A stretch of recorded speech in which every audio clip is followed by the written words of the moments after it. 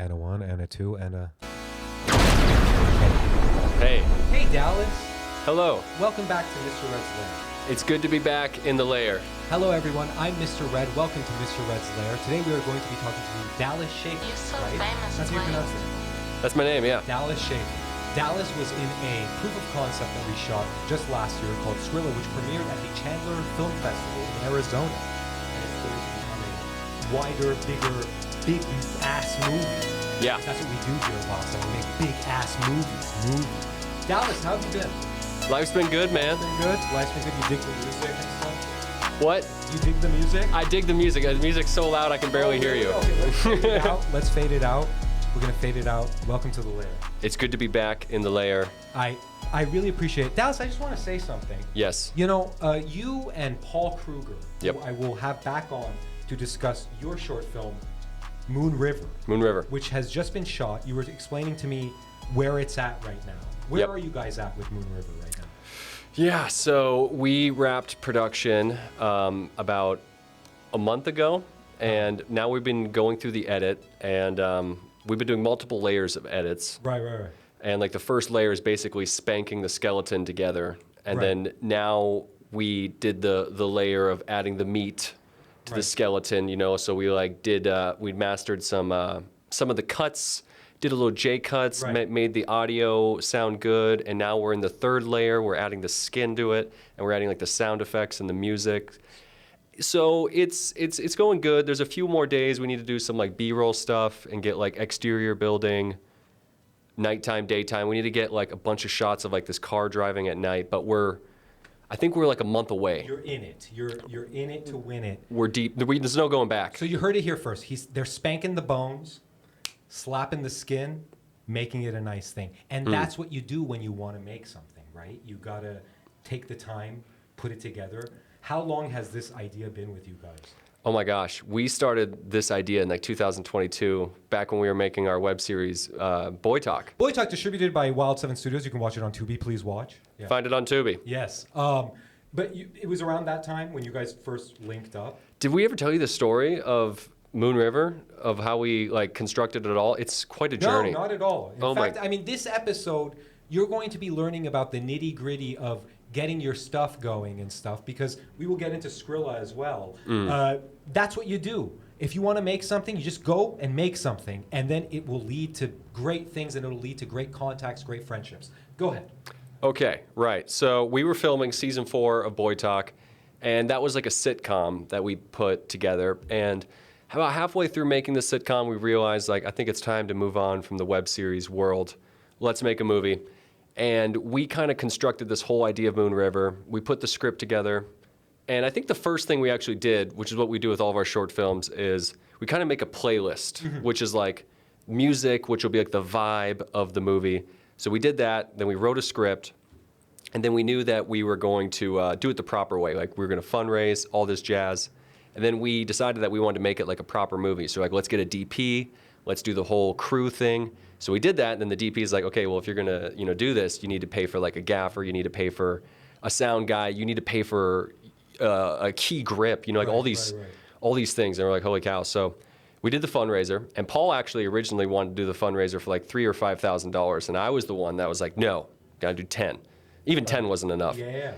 And then somehow, to our amazement, we actually raised the money, which was mind-blowing. But then we were talking with the DP and everything about the days and the camera equipment, and it was going to be about a 14-day shoot, and we had 43 pages to film. And like the sound guy, for instance, was like $400 a day. So like 12 days with that guy would be like our entire budget. So then and we were going through this kind of like trying to figure out who we could pull for like favors in terms of like, different crew members. And we came to the realization we don't have enough money for this movie. So then we started then we had this new conversation of like, we're gonna turn this 43-page script into a 23-page script. So we had to like chop half of it and like knit it together. And the 23-page one was okay. It wasn't as funny. And then we're going through the thing. We're trying to figure out the budget. Like, okay, now here's the budget. We're filming for 6 days. the crew members, blah, blah, blah, the locations. And then we came to the conclusion again, we don't have enough money. They're like, okay, let's going to turn this into a 10-page script. And then we changed the entire movie. And then we turned it into like a 12-page script about a monster. It became a monster movie. Like a full-on kaiju kind of thing? Like, yeah, like, like, you know, like the demon in Insidious? Right, like right, that right, was right. like that was the big reveal that there was going to be like a demon monster. Yeah. And then we go to the DP with us, we're like, it's a monster movie. And he's like, do you have any idea how much it's going to cost to like create this demon? And then like, so we didn't even have enough money for the demon version. So then we're like, okay, new idea. We're going to film the first 5 minutes of the movie. And then we're going to use that as pitch material to then turn it into a feature. And then we had these conversations for a couple weeks, and then we realized that that wasn't what we wanted to do. And then we came up with one idea that we were really excited about. We ended up not doing it, but then we're like, what if, because you know, like with Boy Talk, we filmed everything very run and gun with like a Sony camera. And we're like, what if we filmed the first 5 minutes, whole film crew, film it on like an Arri Alexa, and then after 5 minutes, we cut to black and it says, at this point in the movie, we ran out of money. And then the rest of the movie continues like run and gun on the Sony camera. And then we decided not to do that. And then we're like, okay, what if we just go back to filming the way we always film? No DP, no crew, run and gun. Right. And then we just did that. And then we were able to film the entire movie. Well, I have to say, I commend you guys for accomplishing it. Yeah. April and I were shocked at how you guys were able to do it because you guys had nothing. Like, right. You know, I mean, and I say nothing in comparison to like the fucking big cat studios, fat cats out here. They have trillions of billions of dollars. They're working with almost unlimited funds. Guys like you and guys like me, you know, we got to just make it however we can. You just got to make it. Yeah, you just got to make it. Now, you guys were kind enough to have me as an actor on your, oh, dude, you were great. We were you. literally looking at some of your footage today. Thank you. And yeah, like you in the funeral scene. Well, who could it be? Thank you. Look around. Yeah, well, It was good. I am available to anybody out there for work. These bastards didn't pay me because they didn't have enough money, but it was very fun. It was very fun, and I have to say though, it was kind of weird for me the first day. Yeah. Because usually, I feel like I'm either on something as an actor, like I was with you guys. But when it's something that's Wild 7, I do feel like myself and my partners, we are the center of the universe, of the gravity. And so I was in a situation where it's like, no, I'm not the center of this universe. And it seems like everybody knows each other on this thing. Right. You guys seem like a very tight-knit group of filmmakers. Is that safe to assume? Yeah, well, you know, we were making Boy Talk for like 3 years, and pretty much everyone that's a character in Moon River was at one point or another in the web series. So right. Everyone we've kind of been working with for 3 years, and that's why like a lot of people like agree to like, because we know them, like some actors were on it for like 7 days, and they had to commit like full days and like no pay. Like, right. I mean, obviously, if we could pay them, we would. But yeah, no, obviously, I gotta say, these guys are marvelous guys. They're awesome, and if they could pay, they would. Just as Dallas said. But the thing is, you got to do what you got to do. Now, this brings me to how you came to Wild 7 and stuff like that. Yep. Take me back. Oh, what a fun story! Yeah. The first thing was the Diaspora series. Yes. Yeah. How many years ago was that? That was 2021. That was written and directed by Chris Troll. You can find it on you can find it on Plex. Actually, it's on right now. It's available international, worldwide. So you were on Diaspora. Yep. And then from Diaspora, you know, Chris Troll is actually in the room right now. I love him to death. He's a super talent. I call him Movie Beast. Chris and I that's him. Have been raised on crime films. Like, Chris and I can talk movies forever, but crime films are like the things that we grew up with and stuff. And so Chris is he's making his crime film and stuff, and so he came up with a proof of concept called Skrilla. Yes. That's how we found. Oh, was the second thing that we worked on with you. Yes. Which that was shot last year, correct? Yeah, I think it was June 29th and January 29th and 30th of 23. Cool. To be specific. Yeah, my computer just blew. Yeah. What I wanted to say was, Dallas, when we were making Skrilla, I was the co-producer, and I think I did a good job co-producing. Yeah. You could be honest. Be totally real. The vibe I got was like, like Nas is the boss, Wait, really? Yeah, that was like no, the vibe. I was gonna ask. Did you think I was an asshole? No, I No? thought you were totally fine. If anything, really? I was like trying to seem like extra cool towards you. Oh, Because okay. the vibe I got was like you were the top producer dog. Okay, well, it's a joint venture between Chris, April, and myself. We are like a three-headed Ghidorah. Oh, okay, so okay. We are the top dogs, I would say. And April's not a dog; she's a cat. Chris and I are dogs. We're dirty dogs. Yeah. But I noticed you were a bit quiet around me. Yeah, that's exactly why. And Yeah. I thought this guy thinks I'm a dickhead. Like he thinks I'm some producer douchebag. And I wanted to be like, hey man, I'm not. Like it's okay, like Yeah. But then we connected, I feel, through you doing the podcast. Yep. And again, you guys were kind enough to have me on Moon River, which I really appreciate. I always love being on other people's Dude, you were things and great. stuff. You were literally so awesome. So now we're cool, right? We're cool. We're cool. It was never I thought you were a dick. It was always like, oh, that's like the main boss. And I was like, okay. I want him to like me. Well, I have to say, I was always quiet around you because I knew you were the lead, and I didn't want to break your concentration. Or Oh, anything like okay. that. I just didn't want to, say anything like uncouth to pull you out of the moment and stuff. I have to say, Dallas, you missed out on the Chandler Film Festival. I know. Premiered Skrilla.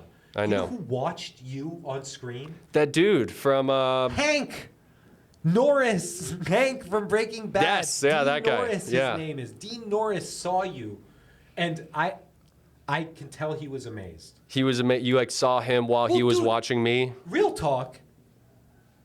Breaking Bad is like so high in the culture of like crime cinema, crime TV, I should say. Right. That to see a guy who's an OG of that genre sit down and enjoy our friend Dallas, the talents of Chris Troll, the director of photography, skills of Lucas Pitassi, it felt really damn good. Yeah, You know that what I would have mean? been awesome. Yeah, at some point, not during our film, during another film, he went to use the restroom. He saved his urine to watch the film. He probably had to pee. He had and to piss so goddamn. he was like, I gotta hold it for this movie because it's so effing good. For Dallas. For me, yeah. And Jabril as well. Yes. Jabril was there. We missed you, man. I know. I was filming another movie. I felt bad. What was it? It was called Ripples, and that was a fun one. It was like I was like a husband, and my brother died a few years ago, and I created a time machine to go back in time to stop my brother from dying. Right. That's cool. That's And the lead? spoiler alert, I was the lead, yeah, but I didn't save him. Oh, nice. Oh, I'm sorry. Hey, I have a question. Have you been seeing this Maven on the casting? Yeah. Have you been on it? No. No? I've been seeing it everywhere. And then on Moon River, I noticed one of the talents had that gig the next day. I thought maybe you were on it. Oh, no. But no? Okay, cool. Here, give me 1 second. Excuse me, sorry. Dallas, how are you doing today? Today I'm good. You're Today I'm pretty good. Did you watch the Oscars? No. No? Okay. Did I saw the highlights on Instagram. Oh, yeah? Anything you care to discuss? The best actor was a no-brainer. Cillian Murphy? Cillian Murphy. All right. I'm surprised Leo didn't end up in the top 5. Yeah. I'm not so surprised, and I will say this just in the spirit of honesty. I will just be honest. Yeah. The thing is, Leo is a great actor. I'm not saying, and his performance was amazing. It's just his character in that movie, he's a fucking idiot. And it's like he's not too sympathetic. He's like spending the whole movie killing his poor wife. And it's like, well, I gotta like this guy and give him an award for this? Oh, yeah. Cillian Murphy, he was also problematic, but what are you gonna do? All's Right. fair in love and war. You know what I mean? Who do you think should have? Do you think it should have been Cillian Murphy? Who was he up against? It was Cillian Murphy, Paul Giamatti. Paul Giamatti. Hold up. Let me check this out. Goober? Oh, Cooper, Bradley. I was so sad for Bradley. He wanted that Oscar so bad. He tried. Boy, did he try. He put in gets a lot of Nice work. Try award. I would create a special Oscar just for Bradley called Good Try. Good You know, try. like nice try. I heard Tarantino made a Nice Try award once. I'll copy him. Nice try. He wanted it so bad. Oh my God. I've never seen somebody want something so bad. He did a good job. I didn't finish it, but but I believed him. It was great. He was like, darling, I'm gay, darling. It was great. It was good, but he wanted it so bad. Yeah. And then, you know what's funny about that movie? I'll be real with you. All biopics, they always have a scene where the wife yells at the man.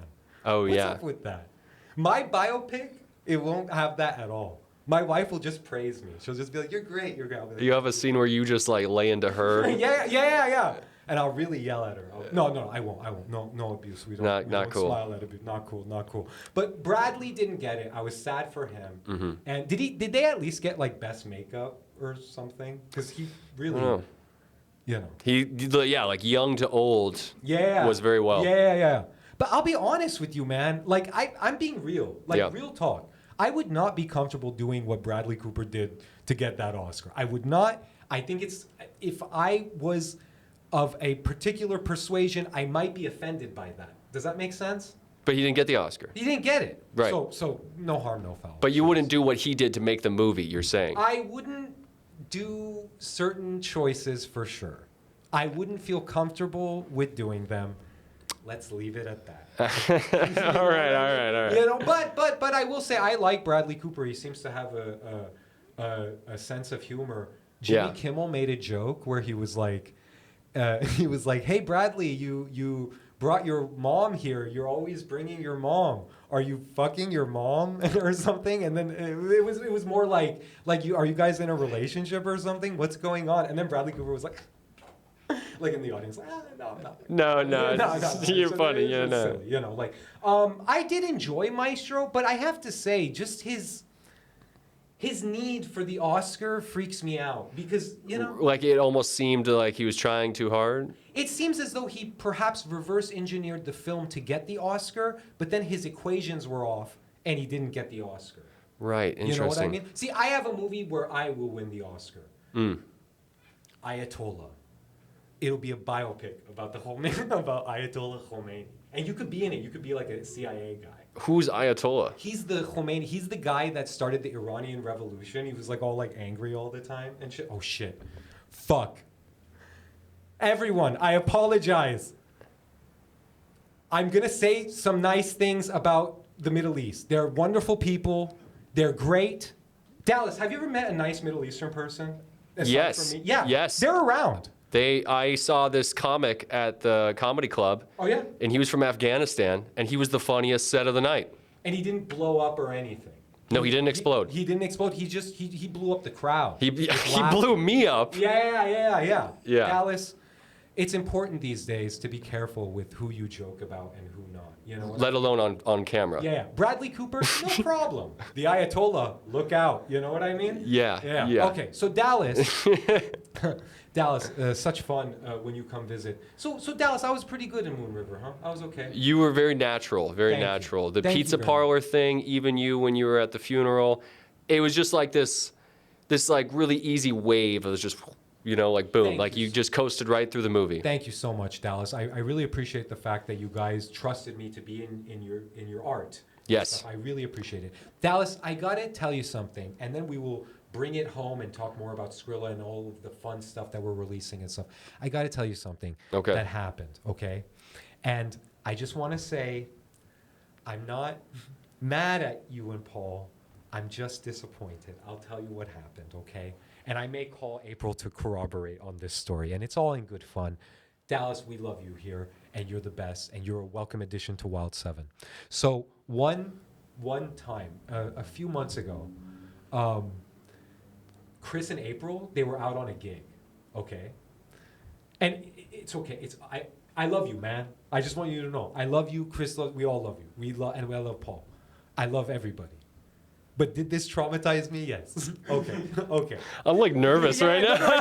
No, it's okay. Because we're here, we talk about it, and we're gonna hug it out, and it's all good. I love you guys. So for like 3 weeks, Chris and April, they were on a gig for a big outfit. I don't even know it's so big. I don't even know if I can mention them. They're so big. They were out on a gig for 3 weeks, so I had to sort of run the shop and stuff. And so I'm doing my thing. And, on the other side, we have the garment place where you guys shot The City with No Pity. Yeah. Yeah. So George, who works on the other side, he has a sewing machine. he came to me and he said, "Excuse me, can you come here?" And I said, "Yeah, sure. What's up?" And then he took me to a sewing machine, and there was a condom on the sewing machine.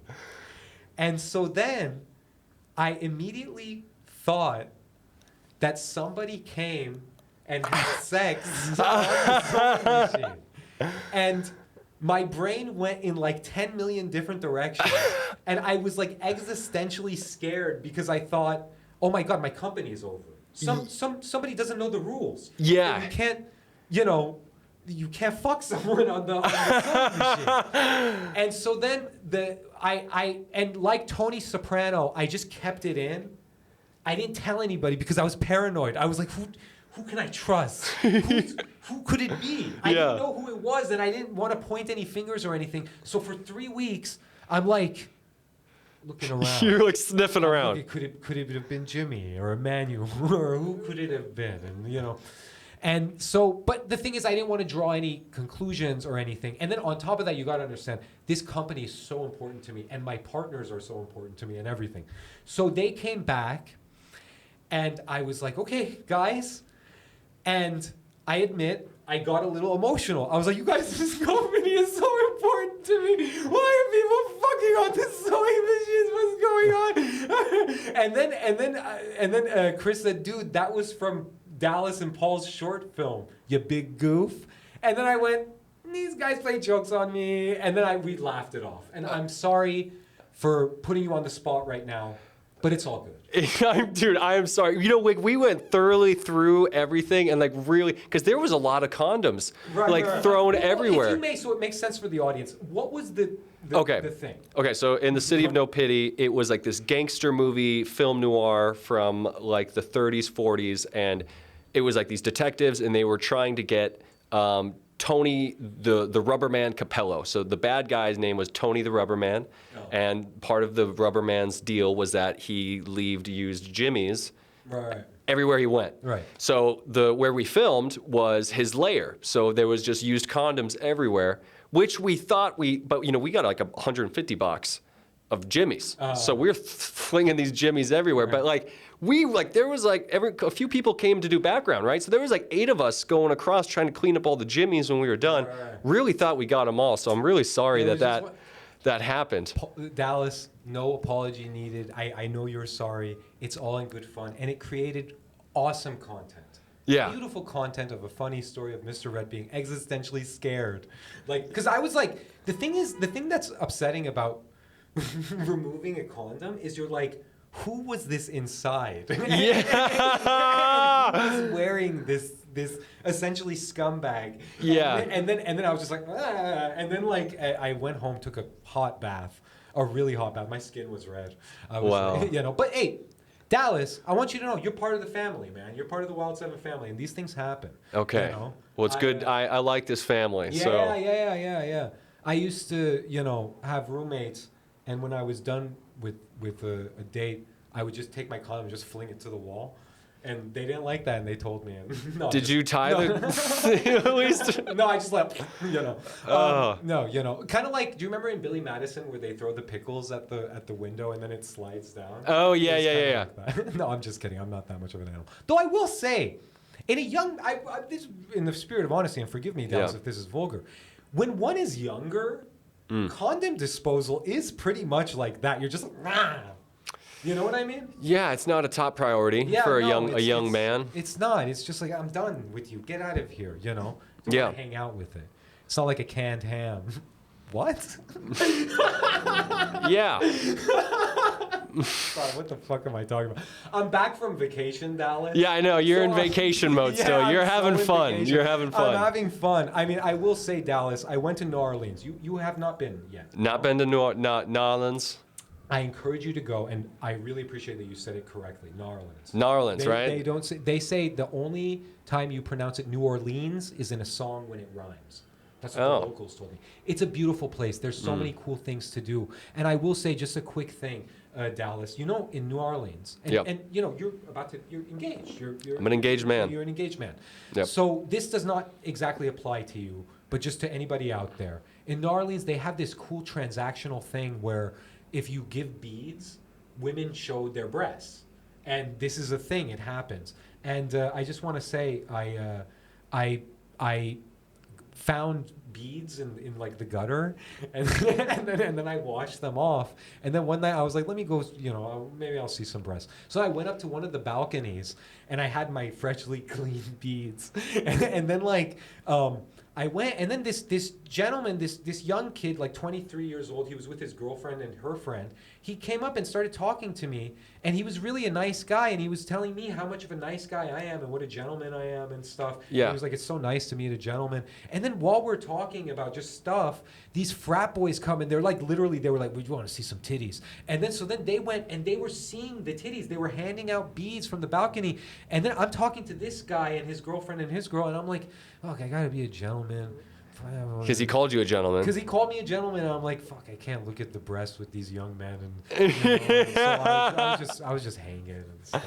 I was just like, he was like, you're a good guy. I was like, yeah, whatever. I don't know. Yeah. But See, shout out to the guy. He was a cool guy. so you saw none. I saw them, and then I saw a few pairs of breasts, and then I did dance with a Southern girl, but she said, like, you suck at dancing, you know that, right? And I was like, yeah.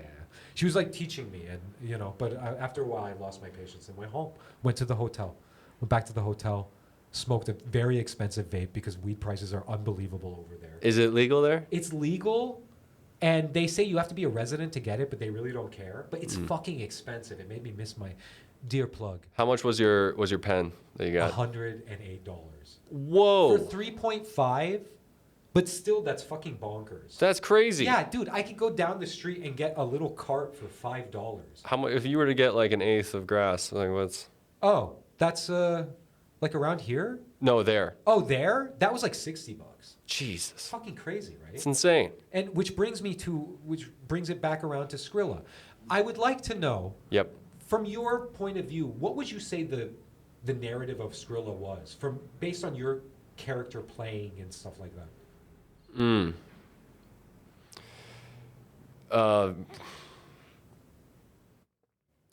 What's the word if you're like trying to make someone proud? What's a word? What would be a word that would be? That's a good question.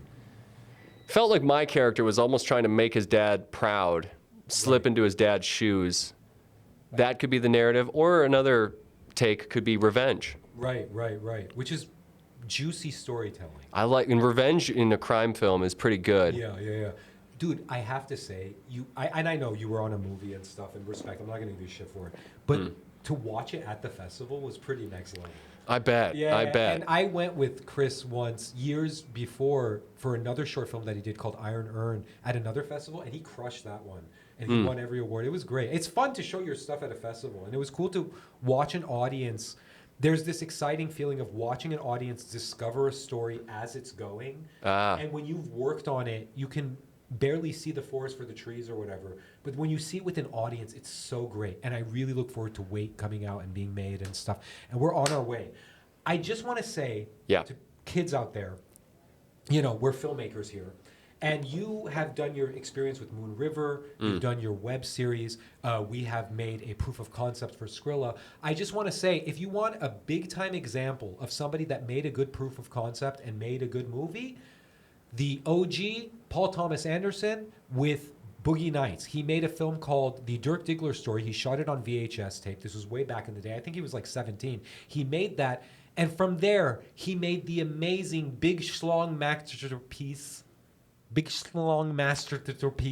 Boogie Nights, which is a great film, one of my greatest favorite films ever. So if you're a kid out there and you want to make some big-ass epic, start small. That's how everybody does it. Even the big guys out here, guys with big careers and stuff, if they want to make something and they want to convince money people to give them money to make their big thing, they usually make something small to show people, an animatic or something. Go out, make your thing. Be like Chris Troll. Make your thing. Dallas, is there anything you would like to leave us with? Anything you would like to plug at all? I would just plug Moon River. It's going to be coming out on our YouTube channel probably within like 3 months. And watch Moon River, watch it again, tell a friend about it, and then tell that friend to tell a friend, Moon River, Moon River, Moon River. But is there any update you could tell me about Wait? TBA. TBA. Good things are always coming in Wild 7, but it's all a process. And the thing is, I think with every project, whether it's a big studio or an indie studio like ours, it is like pushing a rock up a mountain. You do it incrementally, you do it little by little, and then eventually that rock goes up, goes down, goes woo, woo, woo, woo, and then it goes out into the world, crushes a whole village. People are dead. Right. We're all going to die.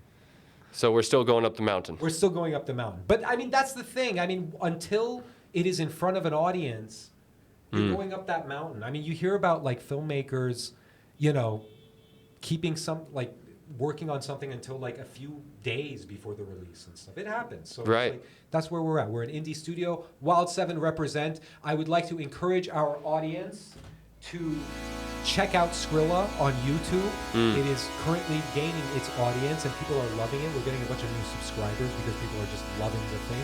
I'm very proud of it. I'm very proud of how it looks, how it's acted. The acting is phenomenal. Same. The look is phenomenal. It's written beautifully. It's one of my favorite things ever. And I look forward to the journey that it has created for us and stuff. And Dallas, Yes. always a pleasure. Always a pleasure. And I forgive you guys for the condom thing. Sorry. No, Yeah. no worries, no worries. Once I knew what was up, it was all good. Yeah. Once I knew somebody was not raw dogging, but like actually like, you know, it wasn't that, Yeah. I was happy. It was for cinema. It was for cinema. Speaking of cinema, check out Debbie and the Devil on Tubi or buy the Blu-ray. You know, you can also check out Amigas the telenovela on Tubi. You can also check out Boy Talk on Tubi, starring this guy. Boy Talk. By the way, on Moon River, you jumped right into a dumpster. Yes. That was a real thing. It was the real thing. And that dumpster wasn't rented, it was an actual dumpster, right? It was, and it was completely empty. We should have put some padding in there when I jumped because I literally just like landed in like straight metal.